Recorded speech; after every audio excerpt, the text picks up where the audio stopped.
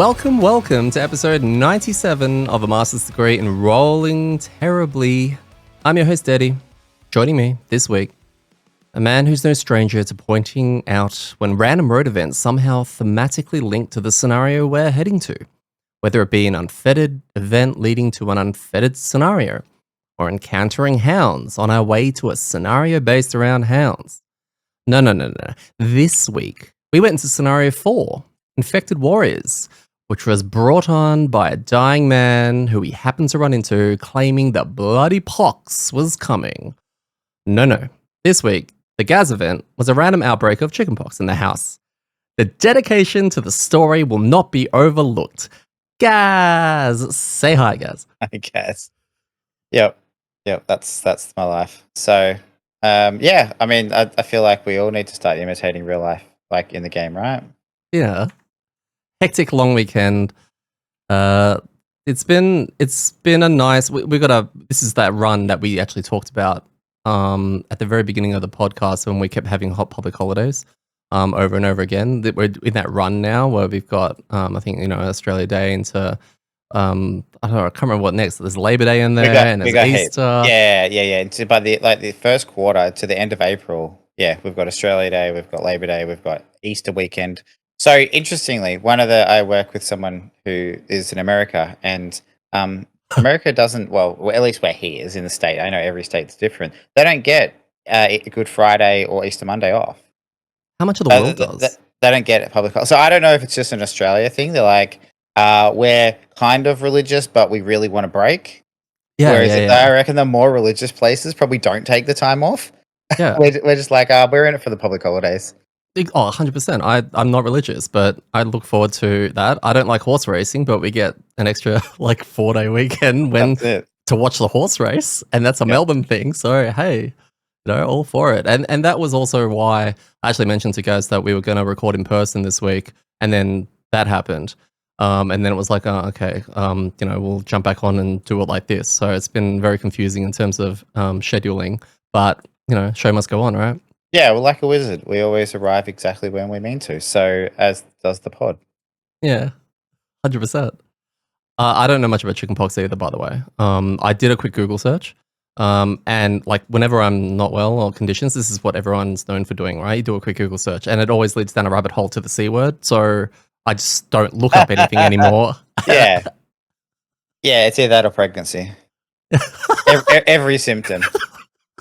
I never thought of that, actually. Yeah, that's a good point. It does. It's like, yeah, okay, cool. Here are the options. You're either pregnant or, Right.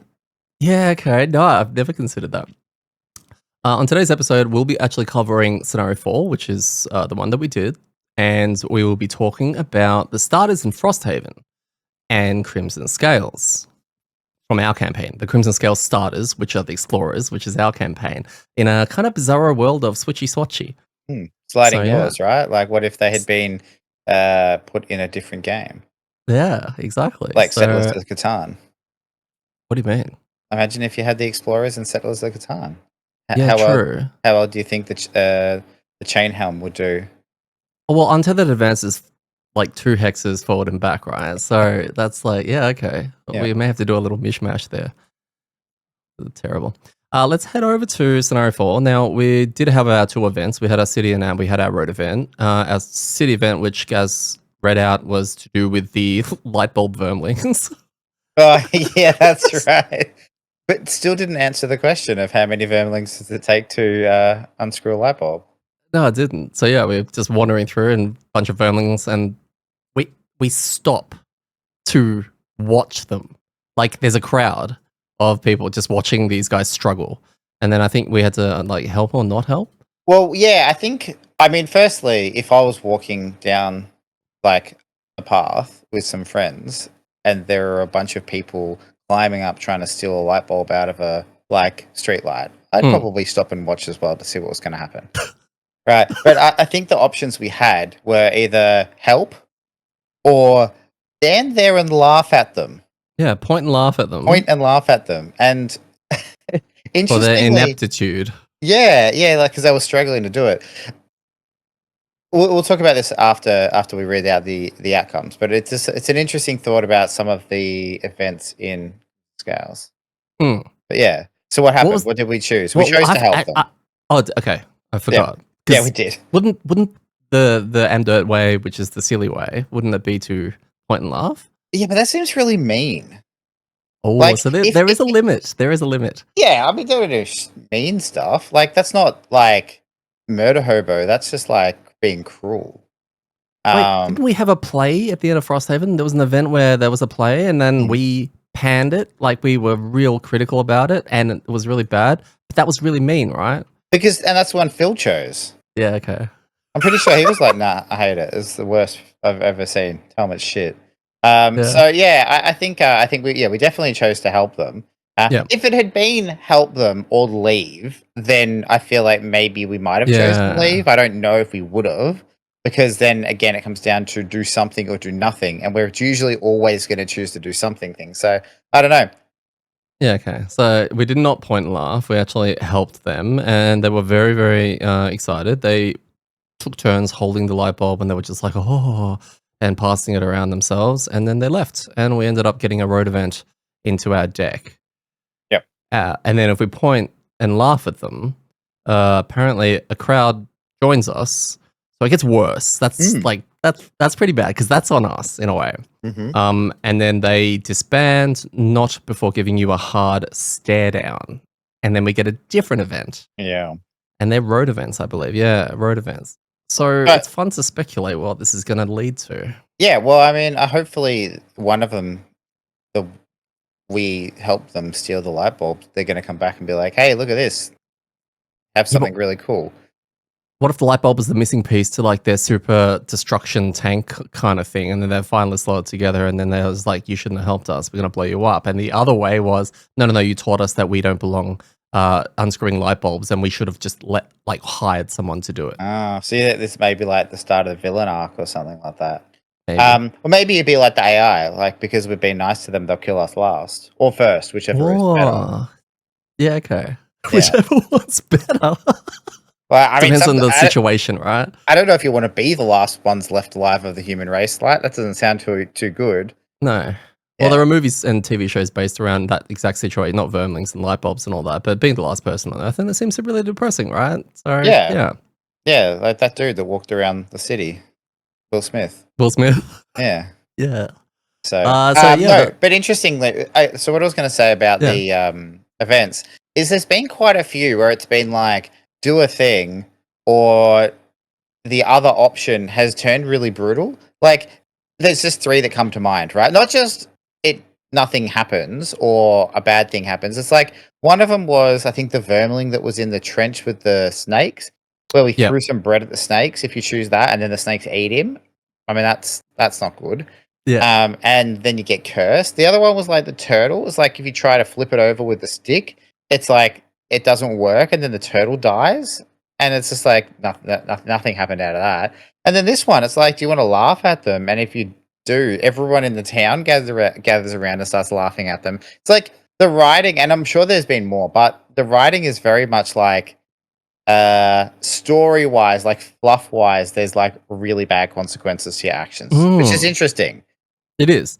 Well, I think that's also there, maybe leading, like, there's almost hidden reputation tracks in the background, like in an old MMO or something. We're trying to raise our rap. And right now, we've done the rescue the vermling and all that. We're trying to not do the wrong things with the vermlings for absolutely no reason other than once we see the bad side of some of them, like you said, maybe that's psychologically making us, well, we don't want to go down the villain arc, right? I wonder. I haven't looked into 2.0 at all, like Gloomhaven 2.0, but I know that they have, because this has been in one of the small announcements that I saw at the start. There's different reputations with different factions or whatever they get called. I don't know, and I think that unlocks stuff. I wonder if that's going to be tracked like this and going to impact things. Like you're going to get an event and it's going to Fire be events. yeah, like you choose an action and then it's like, well, if you have X reputation with this one, then you get this option. If you've got blah reputation with the other one, then you go this way. So you kind of have that hidden MMO slash RPG kind of system where that would be very cool. Mm, But it would have to be done in such a way that it affects another faction, yeah. maybe. So one goes up, but then the other one everyone hated that, like that kind of thing, which I think would add tension to the choices, maybe. I think so. Yeah, you're right. If your decisions made a difference based on that, which is I probably more Baldur's Gate, right? Like you make a decision and then like some people like you more, some people don't like you. That would be cool. You know, Yeah. you pick an option, and then in addition to whatever the outcome was, it's like also has this gain one rep with these people, but then they have an opposing faction, so you Hmm. lose one. So there's some decisions wrapped up in there to also help you kind of make decisions. Yeah. Yeah. So As a whole, just before we jump to the road event, are you enjoying these events, like compared mm. to Frosthaven? Yeah, I think the writing for them has been really interesting. Like I've enjoyed that. The rewards have definitely been pretty cool. Like the rewards and I guess the punishment from sense. Like we've been getting some cool temporary stuff, which is good. The only thing I think that has been a bit lacking is that it seems really, I don't want to say obvious because we haven't always made the right choice, but I think there is a fair few where it's like do this thing or do nothing. Mm. And I think that's in that case that's a bit lackluster because it doesn't seem like much of a decision. And then the other Mm. ones we've seen are like choose the green or red berries, which I know was like tongue in cheek, but that there's that, or there was like the choose left or right in the forest, and there's been a couple that have been like, well, you have no data, like Yep. so. But all in all, yeah, I've really enjoyed them so far. Yeah, it's an interesting point actually about the the way that they've put both options as being fairly interesting. Not to just leave, but like the Burnley one is probably the most recent example I can think Mm. of where, yeah, you've kind of got to make a juicy decision, I think. And it's Yeah, leading to two different events going into the deck. One, you're only going to get one or the other. So that's going to shape this campaign a little bit different to everyone else's campaign based on that decision, which I like. I like those impactful events that are going to, it's like branches. yeah, definitely. I think I'd like the more, and this is maybe just general the event system in the Haven games. If there was more that had the choose option A, choose option B, which are like very different decisions on how you want to act, or C, which is just walk away. Like you can't do Mm, that for all of them. But then this is the situation with the vermin. It's like, okay, do you want to help him this way? Do you want to help him that way? Like, it might be help them steal it, report him to the authorities, or do nothing and leave, right? And do nothing and leave can be that you don't want to get involved, which is there that where nothing happens. yeah. Whereas the other two might then it's almost a push your luck esque thing. Is in like you can choose to opt out, like you can just cash out and say no, I don't want to be a part of this. But the other way is like there could be like even greater consequences and rewards. So yeah, Yeah, okay. Yeah, interesting take. I suppose it's yeah, it'll come down to like do you remember the Titan event that we had in Frosthaven where it forced us to do a scenario right then and there? If mm. leave was an option there, it's just like we're on our way to a scenario, we're all good and happy. Oh god, this thing's happening. We didn't know it was gonna lead to that, but we could have just noped our way out of that and go, no, not today. Whatever that is, we're not touching that. There's a giant dude just going with lightning and shit. It's like, nope, Yeah. nope. Just hold on, 1 minute. We did a road event as well. It was we wanted to have dinner, and we shot a bird out of the sky. And as soon as we did, an inox came out of the bush. I was like, oh, that's mine. I'm an inox. Take that. And it was like, oh, do we challenge him for our dinner that we caught, shot down, or do we let him have it because we're intimidated and we're pussies? And we chose to Fighting. claim our food. It was ours. Mm. And then, sorry, my headphone cord's getting tangled in the chair and I can't, hurting my neck. There we go. Oh, okay. You were doing a weird action though. Yeah. It's just like, is this part of it? Is this No. like part of the? No, I Okay. just couldn't move properly. Yeah. But yeah, we did that, and it actually gave us an option to, or one of the keywords was inox. Do you have an inox in your party? And we tend to forget that Mark's an inox. But having him there meant that there was an inox off, and Mark won, and we got to eat the food and be happy. Yeah. And what was the other option? Do you remember? Because I Yeah. remember. Yes, I do. Well, now that I've looked at it. Oh, okay. It was wander off. You go, okay, well, you're just going to let the Inox have it. You'll go find other food. You don't find much other food, except for you find a half-eaten, rotting bird. You decide that that's probably the best option and eat that, and then Yep. have some really bad effect as Yeah, you get it makes poisoned. sense. Why is there only one bird in existence in the sky? Well, because the other one's dead on the ground and got half eaten the other day. Like, I mean, that's the thing that's weird, right? Is I guess this is just the narrative that of without making it too many decisions. You can't have like multiple decisions on each one. But surely the other option of not fighting the Inox for a bird wasn't to eat a rotten bird. Like that seems really like go to the supermarket. Oh no, someone grabbed the last pasta. I better go lick the road and hope I can get some sustenance that way. Like what are we doing? Well, Like it's also a road event. We've just come out of Gloomhaven. Like, when you leave, okay, we've got food, we've got supplies, we've got warmth, we've got fire, we've got little rocks to hit together to make a bonfire. We have everything. Okay, cool. Let's leave. I'm hungry. I'm hungry. Yeah, literally. I mean, it must be. We've got kids, right? We've literally just left the city, and they're like, "I'm hungry. I need to go to the toilet."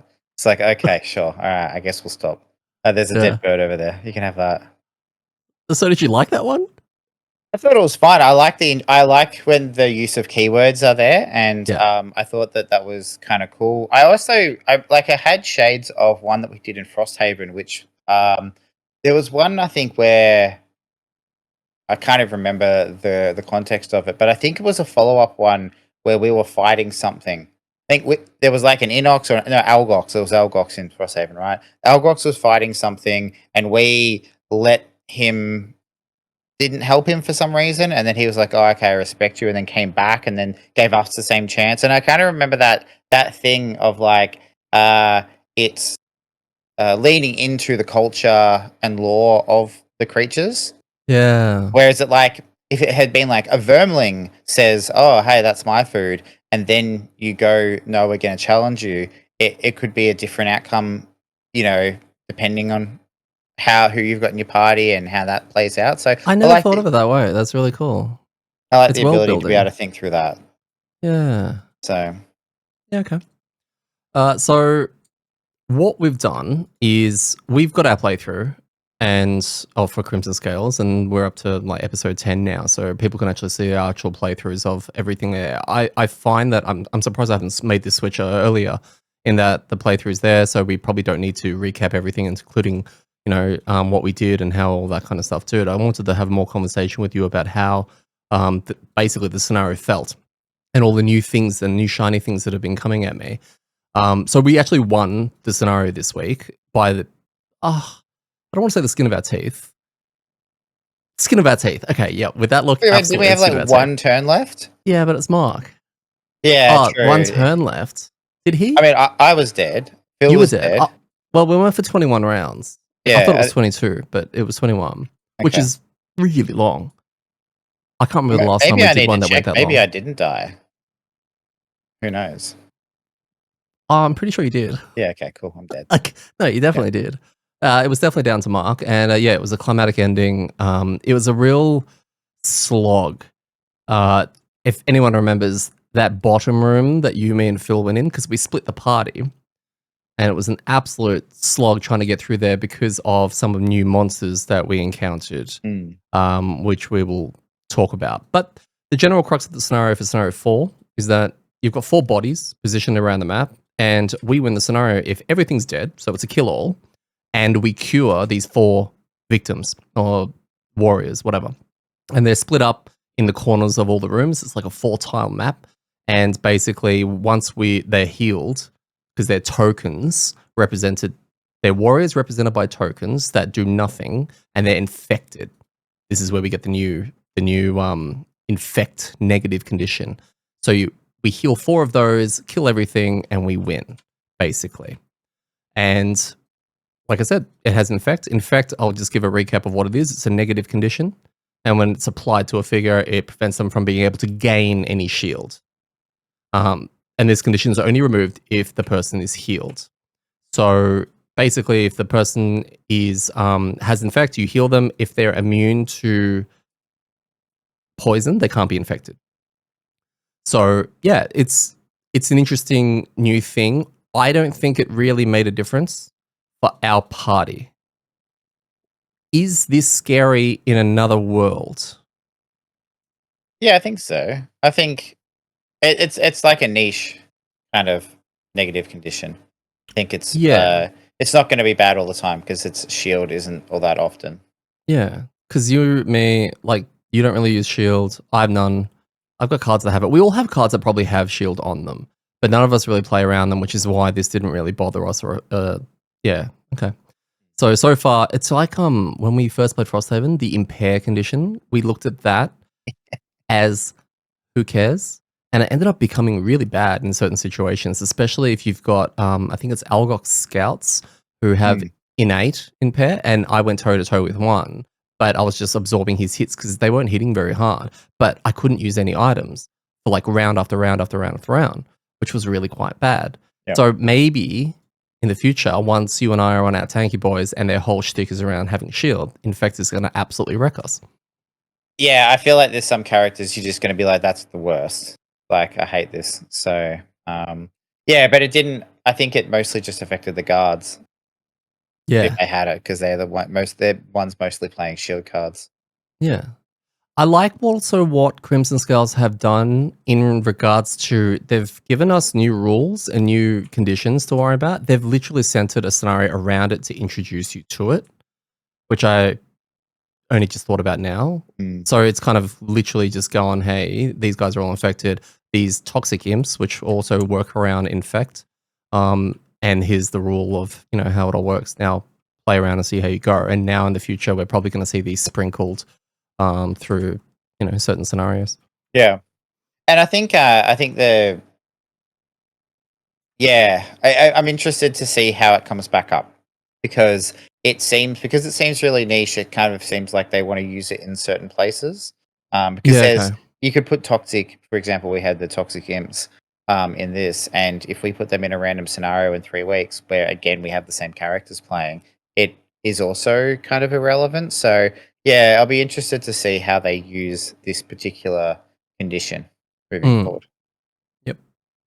Also going into this scenario, we have 3 new monsters, which was very exciting. I knew going to Crimson Scales we were going to have new monsters, and their existing monsters reskinned almost. I've learned that the stats are actually identical. I didn't know that. I was just having a quick squiz earlier, and the oozes are exactly the same. We had blood ooze, which is obviously a change on the standard default ooze. We had flaming drakes, which were spitting drakes, and then we have toxic imps, which were the forest imps. And I was actually surprised they threw all 3 of us at the same time, Hmm. instead of trickling them over different scenarios or something like that. I don't know if it's good or bad. I'm fine with it. It was just a nice surprise going, oh crap, there's 3 monsters in this game. We know that the warriors and the archers are just standard city archers. So we've got 3 monsters that we have no idea what they're going to do. Yeah. Terrifying. Yeah, well, that's exactly it. Because as you said, it's the ability card deck that's different. I didn't know their stats were the same either, but knowing that now makes more sense because you just use the same ability card kind of thing if you were playing without an app, and then you just replace their ability deck, right? Yeah. Yeah. So, I could have sworn though that the stats were different. For some okay. reason, and I'll jump to Flaming Drakes just quickly. I haven't gone through any of their stuff. They're still the same in terms of stats. They still fly. They still have innate muddle. So that's exactly the same. I felt like they were nuking like really heavily because they were absolutely booking me over and Mm. over again in that bottom room only because I couldn't get to it and we couldn't shut it down. And it was nuking for like 4s to 6s somewhere about in that ballpark.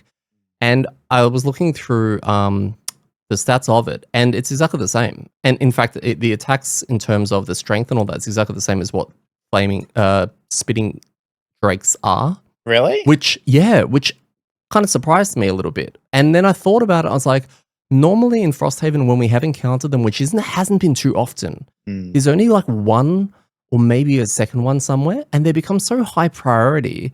We've kind of stunned them and shut them down relatively early to the point where they don't really get off the leash. And this time, because of the way the scenario was set up, we had obstacles blocking things, and because they're ranged, they're just happy to sit in the corner and turret.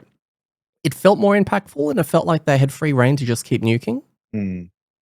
Yeah, that's interesting. I didn't know they had the same stats for their attack cards as well. So they definitely seem to be doing a lot more. But maybe it was just rinsing and repeating that same card.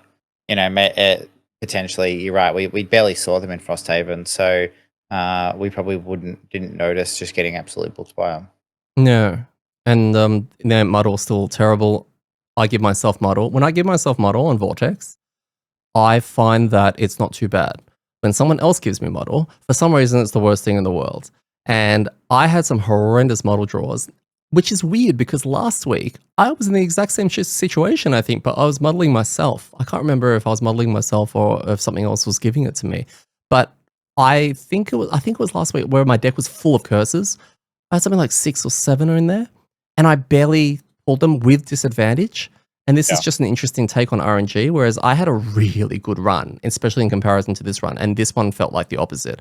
I think I had one instance of 3 untethered advances, which are 4 attack each side to 2 targets that I had to hit 3 times, and they still didn't die. Yeah. And it was just like a monumental. It was shit. It felt like I was wasting rounds and wasting resources and wasting cards, and things weren't getting done. So thank you, Flaming Drakes. Yeah, that's basically how I felt for the last 12 months, right? What? Like, what do you mean? Yeah, well, you know how like I keep missing, and that means that your abilities don't do anything. Yeah, that's it. It's funny that like comes. It's like, oh man, I did all these attacks and I didn't really do all that much damage. It really sucks. I just got screwed by RNG, and I'm sitting there going like, that would suck. I wonder what that's like.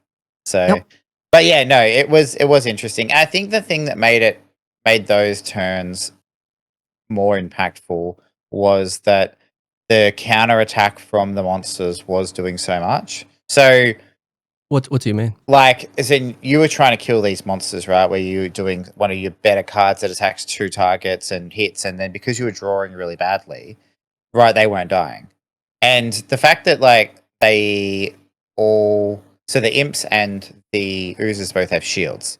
So a bad draw is even worse. Like if you draw -1, now suddenly you got -2 to your attack, and our attacks aren't doing heaps of damage at this stage, not normal ones. So then they don't die, right? Which meant they get a turn. And their turn was to do a whole bunch of shit that we didn't want them to do. It was, do massive damage. The Drakes were doing, the oozes were splitting and doing a bunch of other shit. I think the toxic imps were also spitting out quite a bit more damage than the normal forest imps do. So the impact of you drawing bad, it's not like you drew badly and one of us was just like, oh, I'll just kill it. Right? So you drew badly and then they got to attack everyone. And then you drew badly and didn't kill it again and it got to attack everyone. So it's like you drawing badly cost you, the party, whatever it is, 10 health. So that balance is where it sucks, right? It's like when someone leaves something on 1 health and then it crits the next person and you're like, oh, good, okay. So that 1 damage was the number swing, yeah. So I feel like that's potentially what makes it feel worse, because you can do badly, but if it's like everyone's like, oh, okay, that's okay, I'll pick up the pieces because of your bad RNG, right? Then you kind of like push through. Yeah. But when it's not, because we were all struggling, Mark was in a different room. Yeah. Me, you, and Phil were there. Yeah. I'm not sure what Phil was doing. And trying to just squeeze out damage on these things, but there was so much shit going on. Yeah. That just made it like all our eggs were in the U basket of doing well, and it went the opposite. Yeah. So I think that just highlights it more. And you also playing Galaxy with formations kind of want me to stay in that spot to, get off your formations as well, which on paper, with you and I in the right position, should be great. It will clear them and then we can move on to the next spot. And because it wasn't clearing them, I didn't want to stay there. But because I was just taking a beating, and then so it kind of was a fun room. Yeah, it snowballs. 100%. Yeah, that room was yuck. And I are you gonna do like? I guess this is all in the playthrough, so people can watch how it went. But it was like a little bit of a roller coaster through that scenario because, as you said, we start in a room in the middle, right? There's one square room. It's got a bunch of monsters in it, quite a lot actually. You unleashed your new burn card. With a power pot or some item. And you did a lot of damage in turn 1. We all had some pretty big turns in the first 2 or 3 turns and basically killed the room. And because we had strengthened as well from the event. That's right. It was a dream first room. So we did really well in the first room, and so then we moved into the second room, and that's when things started getting a bit tricky because we opened the door. There was a bunch of oozes in there. They they multiplied and they multiplied, and so there was just a shitload of things. There was some weird turns, some weird positioning. We got stuck in the door because there were so many oozes and us. So like we had this great momentum at the start, and was thinking that this is going to be really easy. Then that next room, we got it cleared pretty well, but it took a little bit. Yeah. And then we split, and we went into the big room at the back, kind of the middle room, room number 2, and Mark went solo into the room number 3. And I think that's the point where we went from like, oh wow, this is going amazing. I was like, oh okay, that was a little bit challenging, but that's okay. We got through it without too much like issues. And then we got into the last one, and it was just a nightmare. Like that's when the slog began, and it just felt like that's where the wheels fell off the cart. And I reckon halfway through that room, there was almost no hope we were going to be able to do this. Oh, it was looking grim. It was definitely looking grim. But I thought that last week as well, and that was also looking grim. So from what I can understand, the game's still easy, but it's grim. So it's grim easy.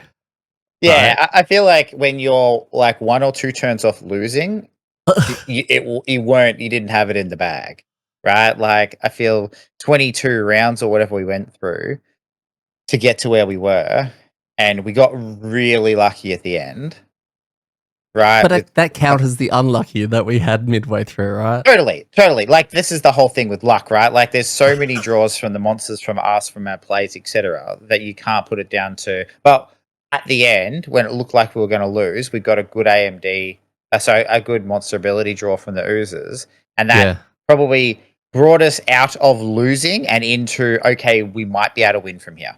Yeah. So it still took a bunch of good plays, but yeah. Anyway, that's kind of how I saw the recap. But so thinking about where you were in that room and where we were all getting like ganged up on and trying to figure out how we solved that room puzzle, that was like half of the scenario. Yeah. Do you think we seem to run into this issue now a little bit with our lineup, where you were very positional? You need to be in a position, basically. You're more strict on that than all the rest of us. We can have a bit more freedom, but because you're trying to line up these formations, Mark wants to obviously tank at the door, and then I'm mostly melee, and Phil's mostly, well, now he's made the switch to gemstone, and we're still seeing how that's looking. Like in that, if we redid that scenario with knowing what we did, would there be more emphasis on splitting the party and dealing with the small room? Because we don't seem to be very adept at doorway fighting. So if we can't get into these positions, you can't get your formations off, etc., because we're doorway fighting things. We're wasting potential rounds, right? Because they're not as impactful. What is, and this is just me talking out loud to you, what do you think might be a way moving forward to ease that a little bit? Yeah, I think, I don't know, moving forward in other scenarios, I could switch to more range. Like I could drop some of the formations I've got to take a couple more range cards, because I have a lot of range cards I can bring, but I've kind of chosen to play the formation build. So I could take some of the more impactful formations and then make sure I've got like 1 or 2 of the range attacks, because that gives me more options and means that we're not as limited. I don't like the idea of changing things too much. I'm thinking more along the lines of a playstyle shifts, whether it be an open door and pull back, or if we're open door, we go deep in, or something like that. And you keep doing what you're doing, because you've been brilliant. You've been absolutely brilliant at it. I'm pretty sure people who have observed have said that Gaz is really doing this well, especially playing the non-meta build, maybe. Maybe. Look, I think, yeah, we could try that. The problem with this one, I was thinking specifically for this scenario, we could have split to the left and right rooms after we cleared the first one, because they were smaller rooms. That's a good point. The only problem with opening the back room and moving back is that there were oozes, and which we'll get to when we explore blood oozes. Blood oozes don't suffer from the same thing that normal oozes do, where if they multiply enough, they're pretty much on 1 HP and just die. Right? Yep. These things can multiply and still be on full health. Yeah. So if we opened that door and ran back, yeah, we're going to probably draw the drakes in and the imps, but we might find that in 5 turns, there's actually now 10 oozes in that room. Yep. And that would be way grosser. Way grosser. Yeah. So I think, yeah, you're right. In general, we need to find a way of dealing with rooms. Like we probably need to open and pull them back, or we need to go in together.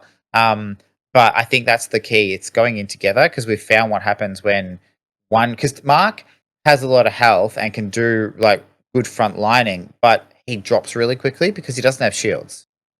right? Like Yeah. once my force field and once his tappable shield go down, like his armor, we don't have much damage mitigation. So then that relies on positioning for me to be able to heal him and then him healing. And so it becomes this really weird balance.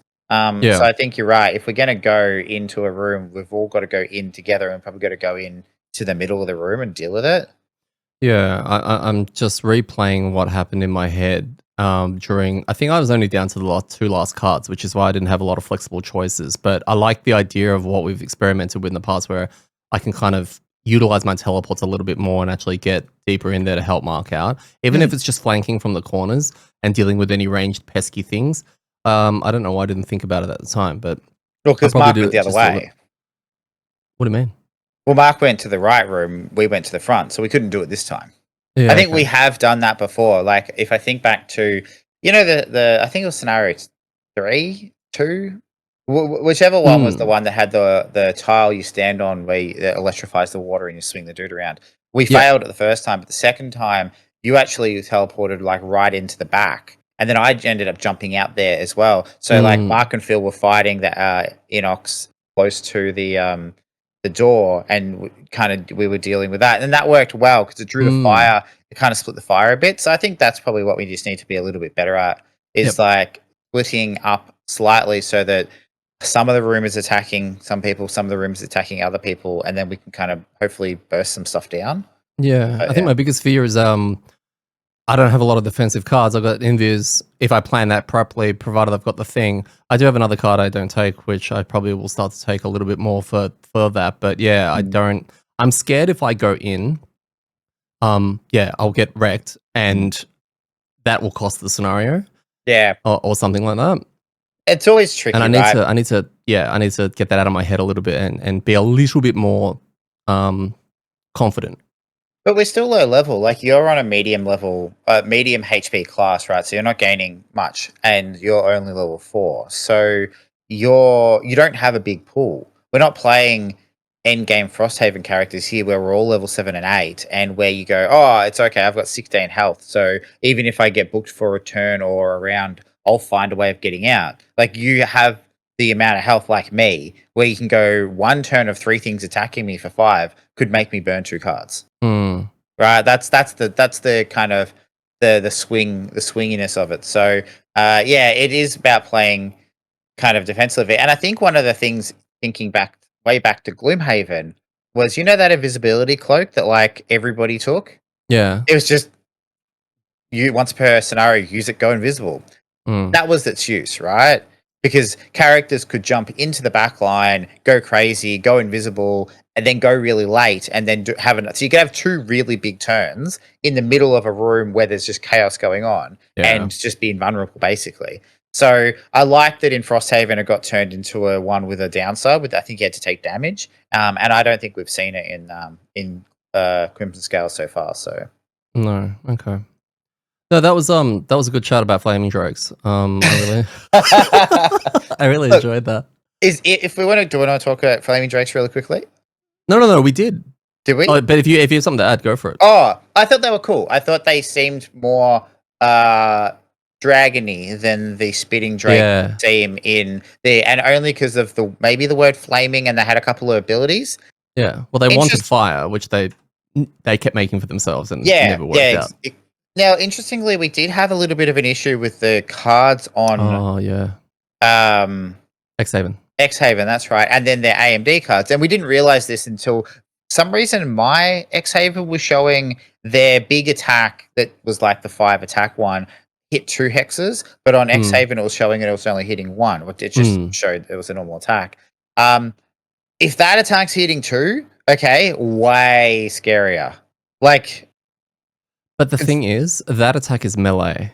So they would actually move. I'm just looking at the card now oh, because yeah, I really? remember that. Yeah, so it's a melee attack. So they would actually move out of position to get that card off. Oh, wow. Okay, I didn't realize that. So Yeah, who knows then? But yeah, yeah, that was the only thing that was a bit weird about it. But I like that actually. I like them having a melee card in there that's like a mini kind of 2 hex kind of not cone, wrong shape line. So that's cool. I like it. I like them being mixed up a little bit and seeming more fiery. Yes. Because both the spitting drakes and the rending drakes are drakes, and drakes are kind of like that subspecies of dragon generally in the lore, but neither of them seem dragony. No. I'm glad that branding drakes haven't been redone to be more dragony with their, standard reputation and skill set.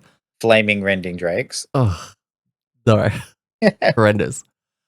Yes. So, yeah, we had blood oozes as well. You mentioned with our scenario we did, even though we went 21 rounds, and that's what I need to remember, I feel like these guys kept pulling their splits. Whether it be one of the first, I think it was one of the splits is similar to the ooze ones. I think, do they take damage? I know they've got the attack one, which is a bit like the Deep Terror, which is pretty cool. But they also had another split, and I just can't remember exactly what happened. But they've only got 2 split cards, but I felt like every third round they were splitting.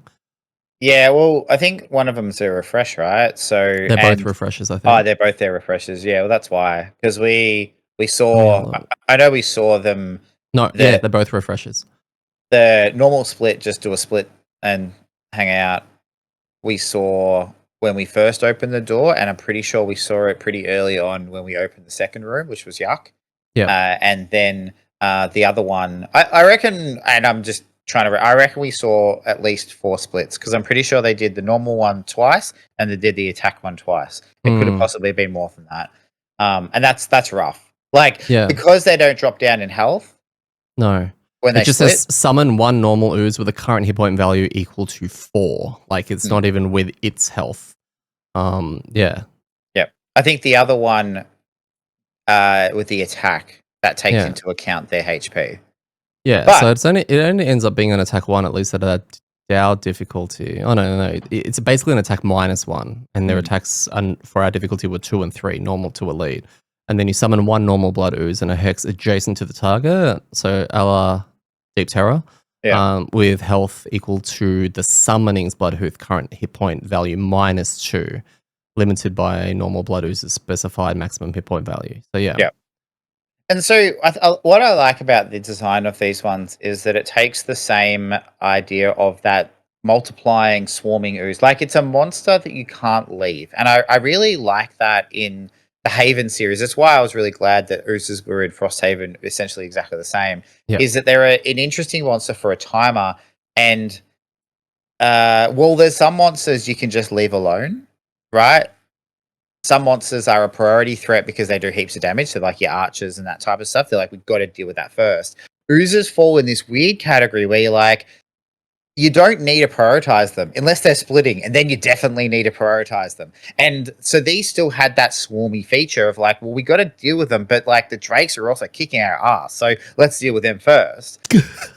But with these ones, where they've changed it up is that the problem with OG oozes, right, is that they multiply and then they draw their attack to target poison thing at range 2 or 3, and they just delete the room, right? There's like 4 or 5 of them, and then it's like they're building their ult. Like, their energy goes up, and once they get like 4, 5, 6 of them in a room and they draw that card, it's just like everyone's dead. Like, it's just you're done. And these ones though are different because with that card where, they attack you and then they split if they hit you and then they summon one, they're more like, they're going to be tankier because they're not hurting themselves to split. They're going to kind of overwhelm you and fill that room, but then they can do damage and split.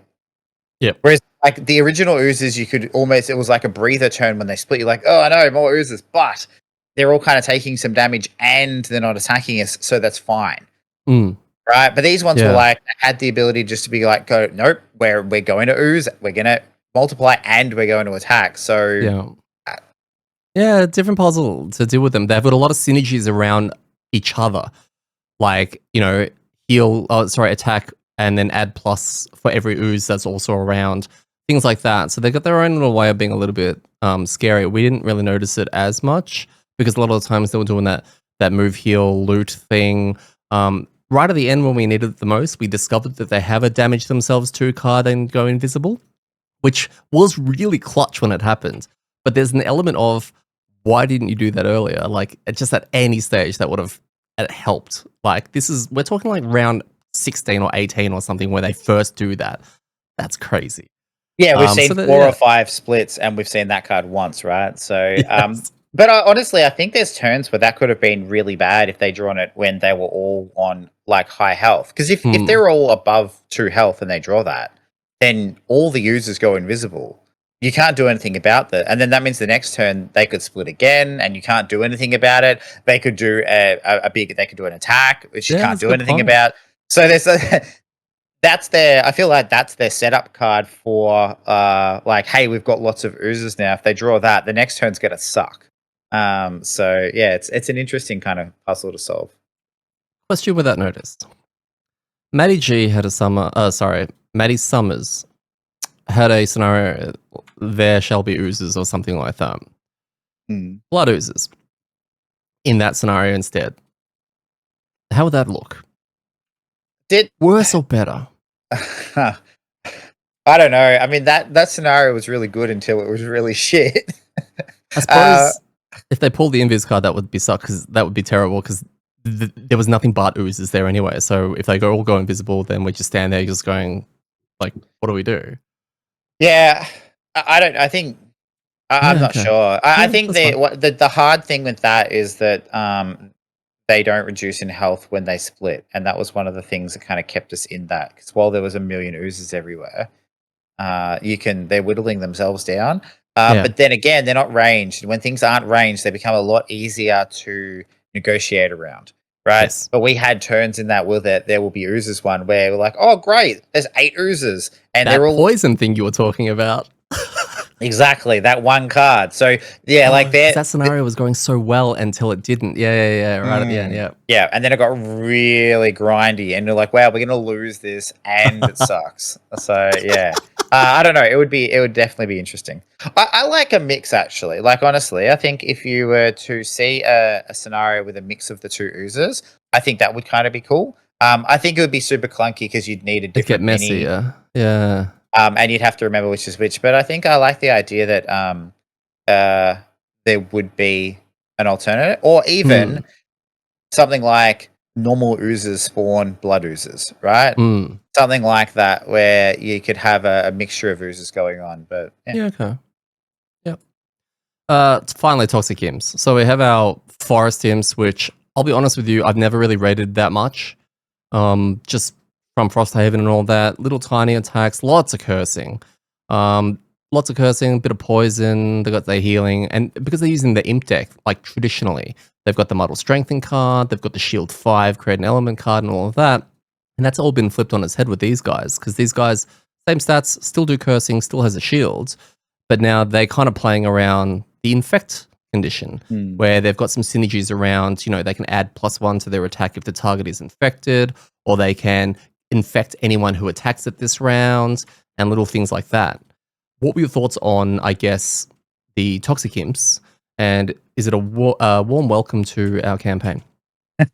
Well, firstly, Stew's like rolling around on fire and he has no idea why because you just like shit all over the forest sims. But uh, Best uh, allies, mind you, best allies, yeah, best terrible allies. Yeah, enemies. yeah, that's it.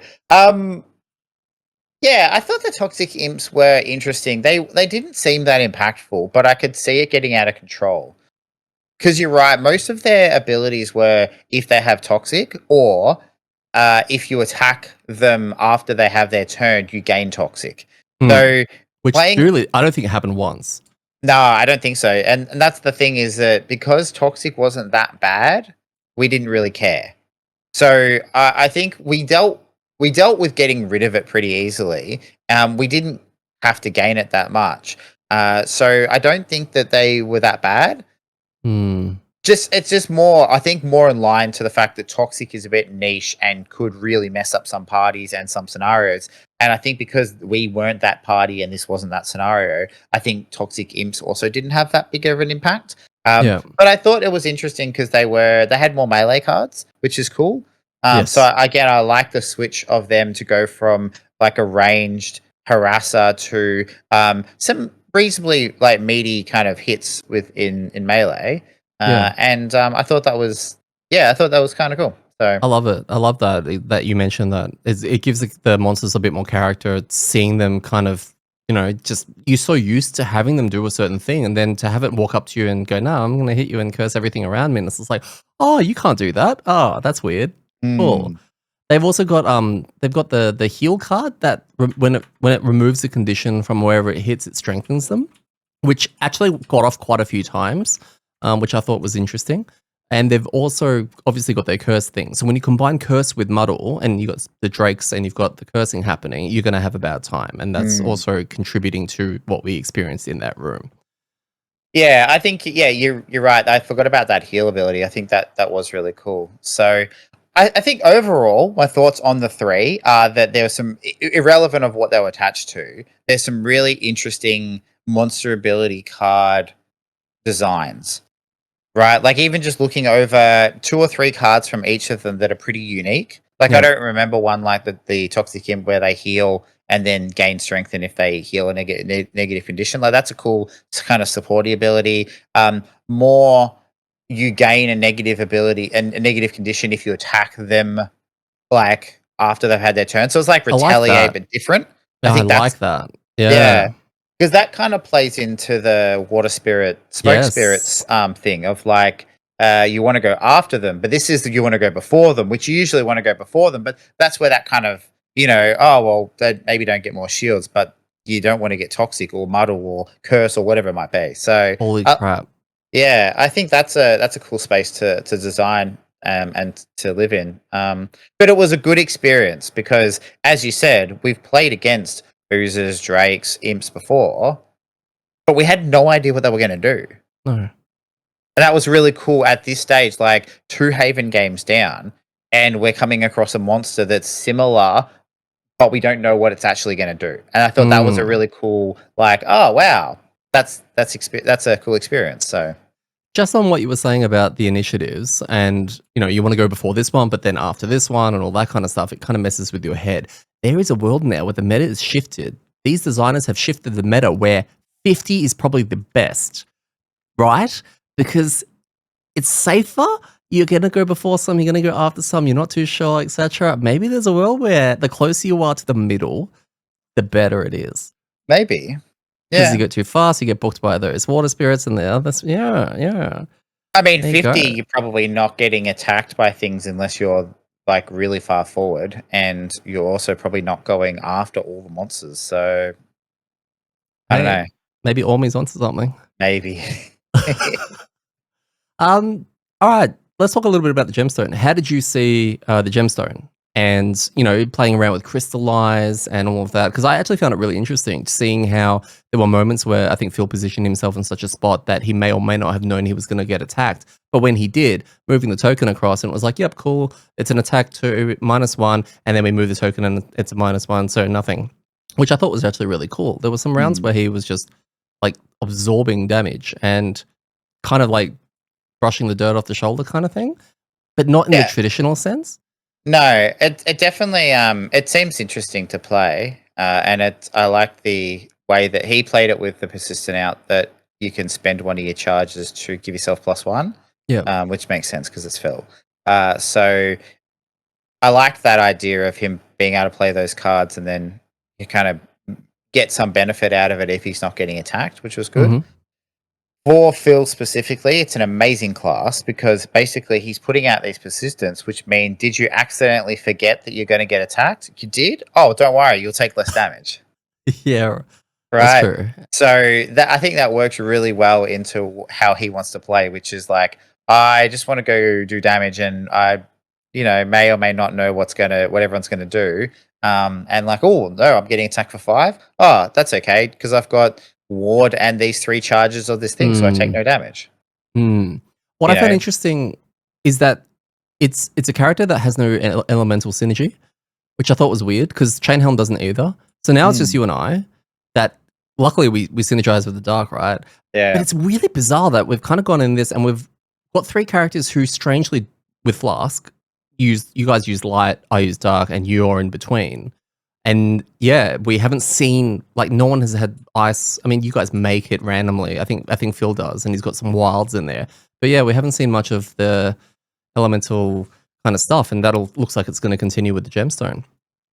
Yeah, it's a good point actually. I hadn't thought of that. And I don't even really use any of the elements. Like I create light and I do create grass randomly with one of my abilities. But I haven't really taken. There's not a lot of spenders, Mm. and so I don't usually utilize it. The dark I do a bit with my new heal, but yeah, like that's we kind of just share the dark, and then now the flask is on. Phil doesn't need the light because he was always like, "Can I use that light?" Because he could use it to buff his heal up, and I was just like, "Yeah, whatever, I don't care." Like I don't make it, so Yeah. Yeah, it's just, because when I saw the drakes, making fire and all that, in my head, I was like, "Oh, can someone take advantage? Oh, wait, no one uses fire no. here, No one uses ice here. Wait, we don't really use a lot of elements." Mm. So, yeah, it's just interesting whether or not, whether it's been muted a little bit in Crimson Scales. We don't have very much data to go on, but this starting party, uh, synergizes really well, so I'm not taking that away. It's just, yeah, we haven't seen any of the fire and ice and brimstone. Yeah, yeah. Well, it must be coming with other classes, right? Like so. Um, let's see. What do we got? Mark Chainhelm, a really, really good scenario for him. He again holds the fort. He's got some incredible sustain. He's got a card that allows him to heal 3 and gain an XP for free, which is really good. And that, for 21 rounds, banging that out every now and then was really, really good for keeping him alive. But yeah, he's sustained. And the amount of traps that he can lay down and set up for himself, he can literally play his own game. And he looks like he's having a blast doing it. He's already told me this is his favorite character he's ever played in Haven. So, I mean, kudos to the designer. Mm. So, yeah, I think he's really, really, I don't think he's retiring it. Well, he said he's never retiring, so we've got to pick up the pace and retire other stuff. So, yeah, and that's it. He's done a really good job. He's kind of seems like he's got a good flow for it as well. Yeah. Doesn't a lot of nothing turns, which is good because it's tricky. Like I rely on other people being in the right positions, or I've played the character around that, and so I can have some like fizzes of a turn, or I need people to go different places. Where he has become kind of very self-reliant, so he can Mm, heal himself a bit. He's putting his traps down, he's swinging things around, moving around. So I think he's playing well with what our team wants to do, and generally finding his own kind of path to kind of working his abilities out. I think the only thing that's I think stumps him a bit, well, not stumps him specifically, but I think can cause some hiccups, is that his character isn't that tanky. So his character has a lot of health, but he doesn't really have much mitigation. mm, And so if there are situations where he does get himself into the thick of it and then get like attacked by everything, yeah, that health drops really quickly. yeah. And I mean that kind of works well because I've kind of gone more supporty. So yeah, Yeah. he's Well, got a we did have the flask with the burst heal with Taylor's staff, I believe. That was like a heal 8 or something crazy like that, Mm. that Phil was putting into him. So, but Mark's adjusted quite nicely. And what I admire about that particular scenario with him was that he had a room all to himself that he was holding off, Hodor style. But he was so clever with his trap usage and placements that he prevented the spawns from a lot of the oozing that was happening in there. And I Mm. think his, I don't know, his experience from playing the trap from Frosthaven definitely does help with yeah, just playing around that. So I think he did a tremendous job. Yeah, it is. It's funny, right? Because it's kind of a bruiser that has some of the trap abilities. So Yeah. I think because I think overall he enjoyed playing the trap, or he enjoyed aspects of the trap. I think there's probably parts of like not drawing AMDs ever and not really interacting with the game. It was probably the parts that he didn't like as much. But it seems like he's kind of got now a character that gets to do cool abilities, but also has the usage of traps, which is that kind of tactical amazing in a sense. So Yeah. even if it's just on a smaller scale.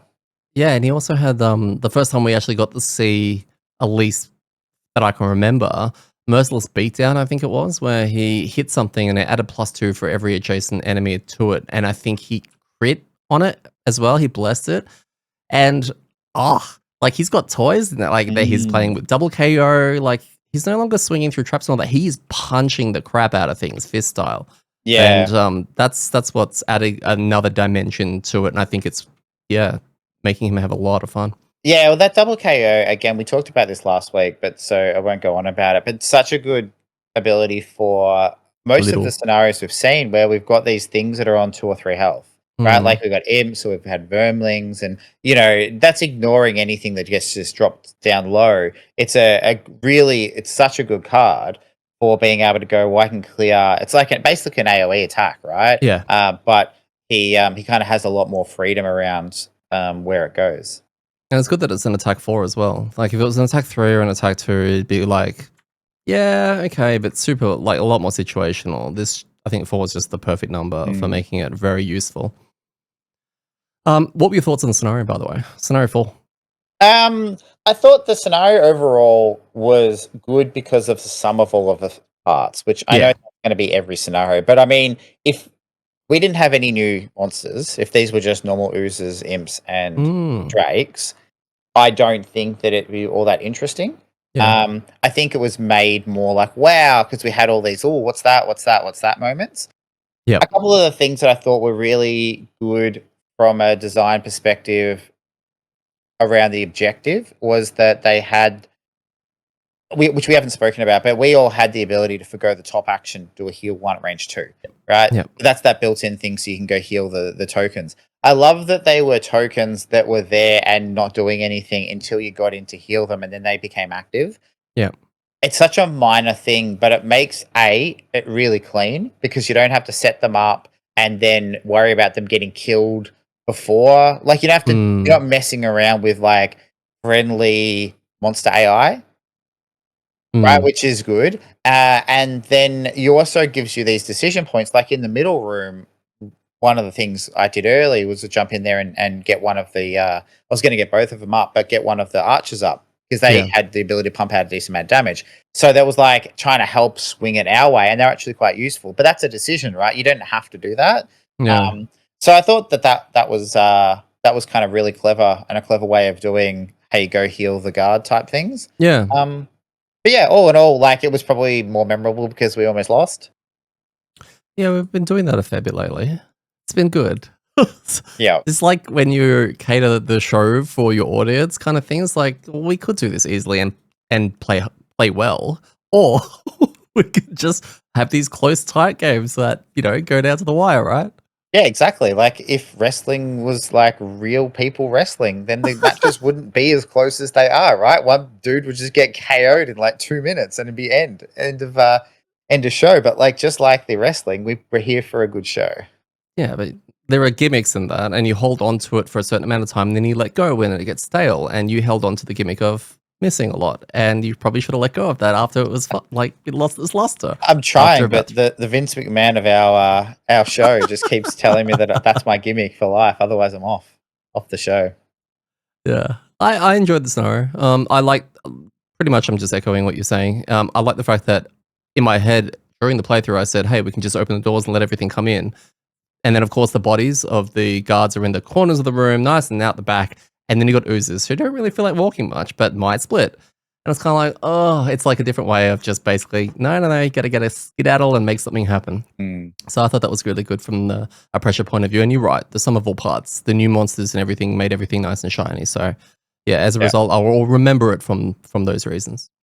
And that's the thing. At the end of the day, this is where I kind of see what people are talking about from a Frosthaven perspective of like, oh, the scenario's got too complex. Is that sometimes, a kill-all with some interesting kind of like little quirks and discovery things can be fine. Like, we didn't have to look up special rules, right? And not having to do that is good because you just play the game through. And it was hard and stuff because of that. And we had a bunch of them in Frosthaven where it was, kill all, but the pillars were giving everything shield, stuff like that. Those are really clever because it's like doing lots with little. And I think this is what that this did. It was like a kill all with a twist, and was a lot of fun because of that. So yeah, or me. I mean, if he survives the first round, like the first kind of couple of rounds in the room, where there was lots of monsters in that starting room. Yeah, I'd be Maybe curious which way he would go. But yeah, once we cleared that first room, he'd probably come over to the side with us, and then once we split, I mean, Mark was blocking the door, so he probably would have come into our room, which would have been. Yeah, I don't know how well he does because I feel like he's going to get into the action really quickly, and I think that that's not good for his health. No. But it's one more because Crimson Scales doesn't have an allied deck. When Forest Toxic Imps or Forest Imps are cursing our allies, like the guards, or a summon or anything like that, they end up nuking their own deck, and then it becomes literally a potluck of hopefully we get the -1s on us and they get, but it makes that tiny change. I get why they did it because of limitations, but I think it's just made the game so like fun just to see what the card flip is. And when you see a red card on an attack that your ally is doing, the feeling is worse because that's 1/1 that we wanted on us. Yeah. And it just messes with your head. Well, I had a situation with I think it's Wish Upon a Star where if I eat the dark, it's a heal 3 on 2 targets. If I eat the dark, it blesses them, and I did like one on you and the other one on the guard. And I was just like, ooh, I don't want to put a bless in his deck because it was going into the monster deck. So I was like, oh, that sucks. But yeah, I think it's a cool little thing like that as well. All right, let's talk a little bit about our topic for the week, which is starters, right? In our case, explorers. Explorers from Crimson Scales and the starting 6 from Frosthaven, but maybe more importantly, the starting 4 that we started with, which was Geminate, Bone Shaper, Deathwalker, and Drifter. Thank you.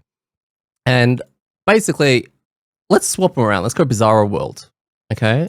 And let's put the Crimson Scales characters that we're playing right now, so we'll include Flask in there as well, our starters from Explorers, into some situations in Frosthaven. And how do you think they would have gone? Now, if we did scenario 1, right, a town in flames, we've got the log situation, right? Would we fix that? I don't know yet. We'll see. Maybe that'll get fixed and it'll be like the dirty rule and that becomes an obstacle. But would be level 1, so our stats would be quite low. We're looking down the barrel of Algox Archers. How would we have gone?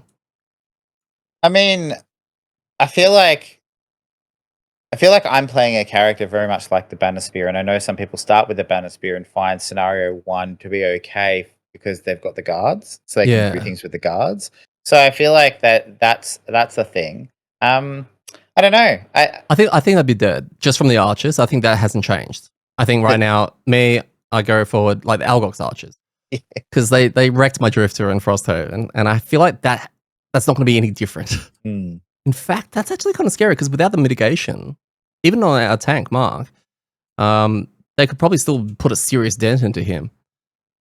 Well, that's one of the things if you think about like the first scenario and beyond. I'm trying to think about what were the things that we got through it with, right? Now, one of the pieces that helped us through our early stages of our Frosthaven campaign was, oh no, things aren't looking good. Hey Phil, can you do something about like how we're gonna lose? And he'd be like, yeah. We're like, oh, like now? He's like, no, not yet.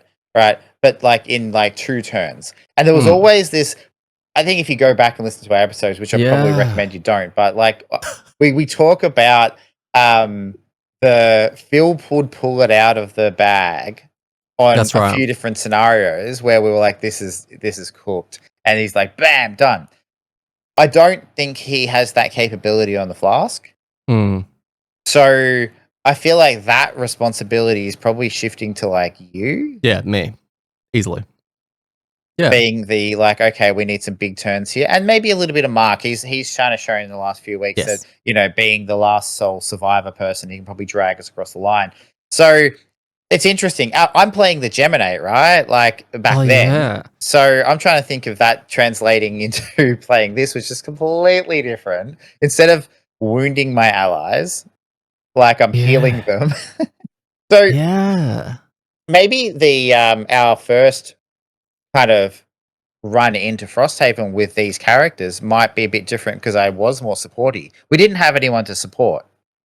Like we had Phil on DPS. We had you on the Drifter, who was pretty much DPS. I was supporting myself. You were supporting yourself with DPS, yeah. I was on the Geminate where I was just trying to figure out how I played cards. The Bone Shaper. And then we had the Bone Shaper who was doing pretty well as a tank in some of those scenarios. Yeah. But we didn't really have any like once someone was low, it was like, oh well, good luck. Like yes. So maybe it's a bit different because I've been playing more supporty. Yeah, okay. Do you see? Yeah. I was gonna say, like, I'm thinking back to some of the key scenarios that we had. Like, how do you think we would have gone in let's go scenario 14, but I got invis, so it's fine. Alright, there's no problems there. I got invis. Am I the only one? No, Mark. Oh no, Mark doesn't have invis. He's got a thing that makes it so he appears invisible to his shackled person. You've got Lost in the Stars, so I mean, there's that. That's true. Actually, Lost in the Stars would be really interesting because I potentially can cycle that to when because if I can't place my person back on where my You counter become is, lost in the stars. I get to go to a hex that's closest. Yeah. If I go up and then everything swarms, like there's a possibility I appear over the side of the map. That's true. It's just like zip over there. So there's some interesting plays with that force field, stuff like that. I wonder how. Oh, go for it. No, I was going to say I wonder how swing works with water tiles and eels, but everything's a wall to them, so they can't leave you. But that would make swinging them easier, actually. Oh yeah, they'd hit the wall immediately. Yeah, so swing his cards that need to hit the walls become great. Then again, he can't place traps because the whole map was just that's true garbage. So, all right, well let's flip it on its head a little bit. Let's talk about the Frosthaven starters and how they would have gone in Crimson Scales. We're 10 scenarios in now. We would have had the water spirits at the very beginning. You're running around on the Gemini, and I'm running on the Drifter, and we've still got our Bone Shaper and our Deathwalker. How do you think we would have gone in some of the ones that we have done? We have like 0 Pierce. The only Pierce we had. I have a little bit. Yeah, that was. I was going to say. Sorry, let me change my. I have 1. Look, because we'll be level 1. Sorry, I had 1 at level 1. There's some later, but yeah. So yeah, there's that. That makes water spirits tricky. Yes. Oh, unless you go after. Unless we go late and get punched in the face. Yeah, that's true. That's true. Does Gemini not have Pierce?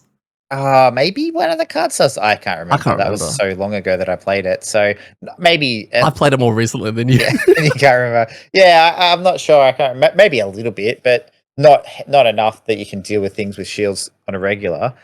Yeah. I'm just thinking of even the scenario we just did right now, where none of us are retired. I'm like a level 4 or 5 drifter, and you're on the Gemini and all of that. Like, yeah, how would it go in against some of these monsters and actually getting the heals off? Like, I probably have to then look into maybe doing some of the healing and all of that to get the warriors up, the city ones. And I think one of the things overall, and this is probably how this translates worse when I say it becomes harder, is that we don't have any of the hard CC, right? So we don't have the stuns with the Frosthaven starters. With the Frosthaven starters, 100%. yeah. Yes. We don't just have stun on a stick or like Phil the Flask's AoE stun, right? Which we pretty much used in every scenario to great effect to like pause for a round so we could either pile the damage on or recover. We just don't have. Like that just doesn't exist. Which if we took into Frosthaven, even in the starters, having some of those abilities, because some of the abilities are pretty bonkers when you compare it to the starters of Frosthaven, it probably would actually be a pretty cakewalk, right? I think it would be a bit easier, yeah. I think that the characters in Crimson Scales are probably, I don't want to say overtuned, but like they're definitely like probably have access to abilities and statuses that you don't really get till you're a bit higher. Yeah, but also like even having all of those, we're still getting by at the skin of our teeth in a lot of these scenarios. So it's not like everything's scaled up with the bonkers abilities, right? Which means our Frosthaven party were in a lot of trouble when they head into Crimson Scales. That's kind of the same conclusion I just came to. I was just like, yeah, maybe we'd be having to start on -2. Oh my goodness. I'd be very interested from anybody who has played any of the Frosthaven starters in Crimson Scales. Yeah. I mean, in Gloomhaven in general, but in Crimson Scales to see how did it go. Yeah, I know. Is it Viking or Slayer? Someone's playing a campaign at the moment, or I'm probably just named 2 people. They're both playing a campaign at the moment. It's called amGood. I know that. Sorry, someone's playing a campaign at the moment, and they have like. I think Bleeding Claw and Sprig maybe in their party. Big Chief.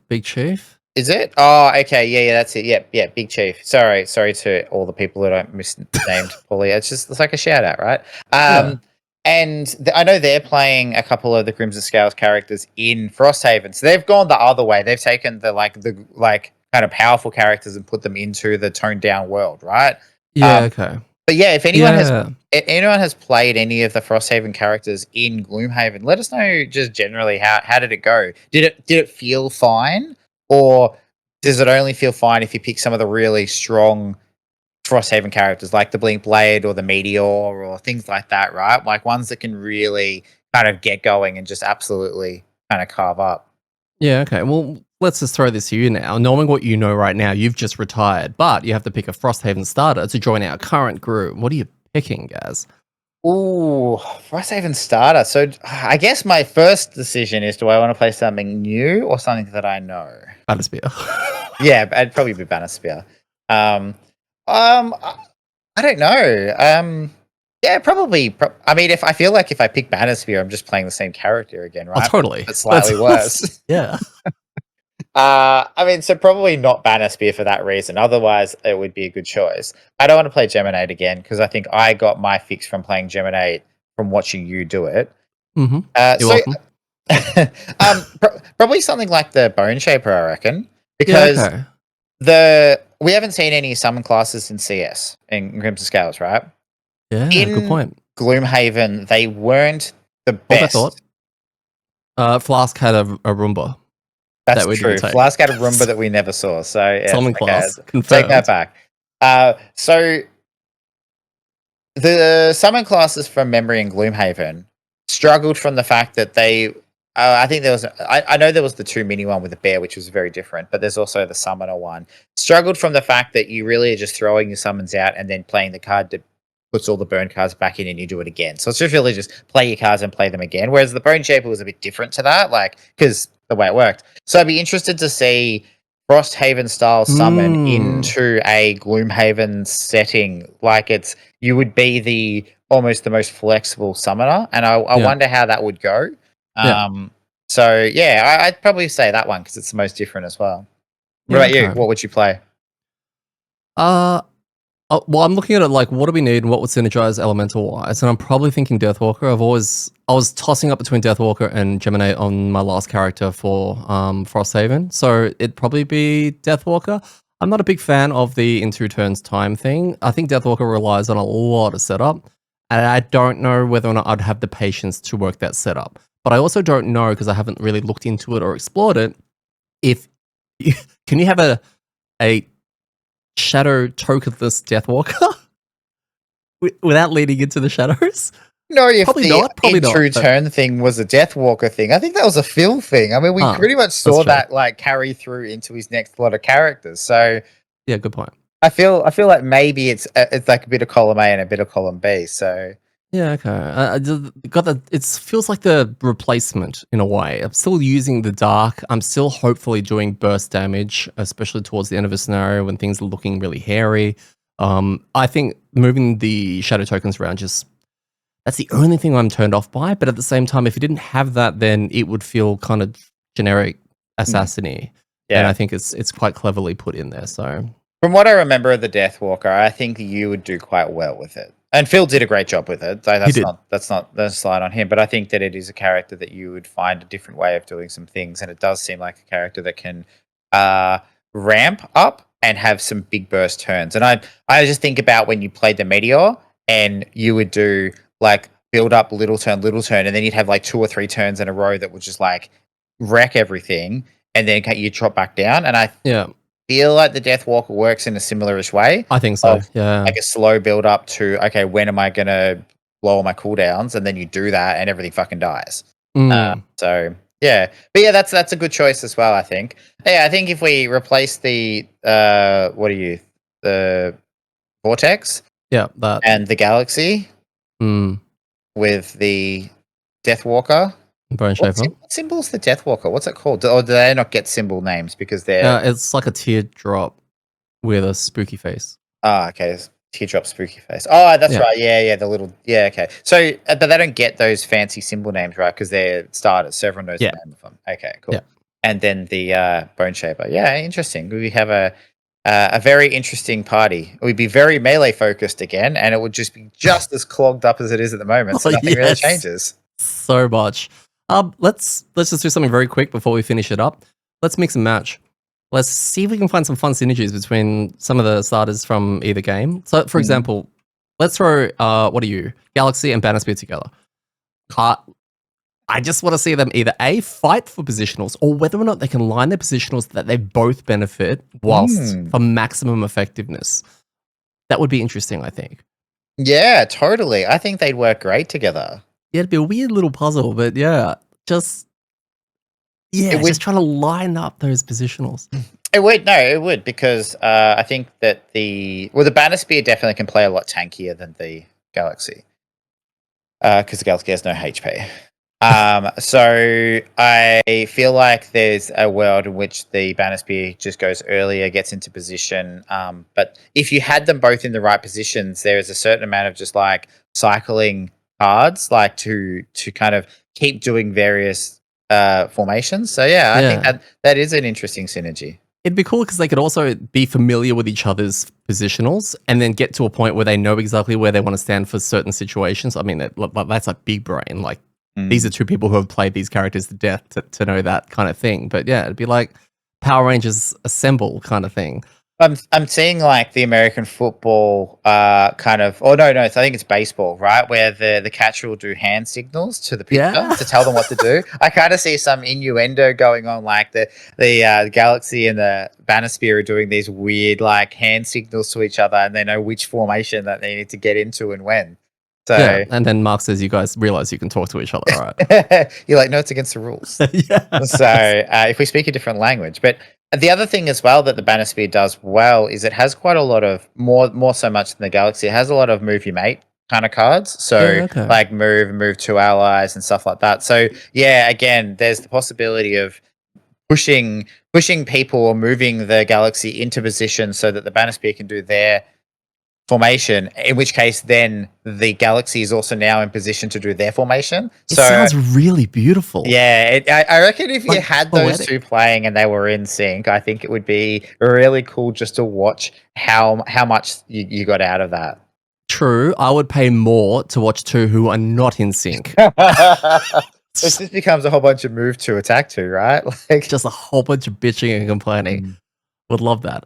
Deathwalker and Vortex, I think, would be quite interesting in that if the Deathwalker's got his puddles out and he starts teleporting around, at least the two of them can go off together and kill priority targets and all that. I think that would be kind of fun. They both synergize with Dark, which is also another thing. So, yeah, I thought that would be a fun little combo. Blink Blade, and that's all. I don't know who synergizes with the Blink Blade. Nothing needs to. No. So the Blink Blade synergizes well with itself. Yeah. And you're right, there's no sort of pet thing. They go with the Bone Shaper. Not from our starters. That's a good point. So yeah, I'm trying to think as well, like we didn't see a lot of the more supportish cards from the Flask. Other than like the heal that Phil used and the stun. So I think there's like a bunch of cards there, and I'm not sure what that works well with. So yeah. I mean, I guess the obvious then kind of odd couple is the Drifter and the Chain Guard, right? Oh yeah, that's like the Algox and the Inox are like together.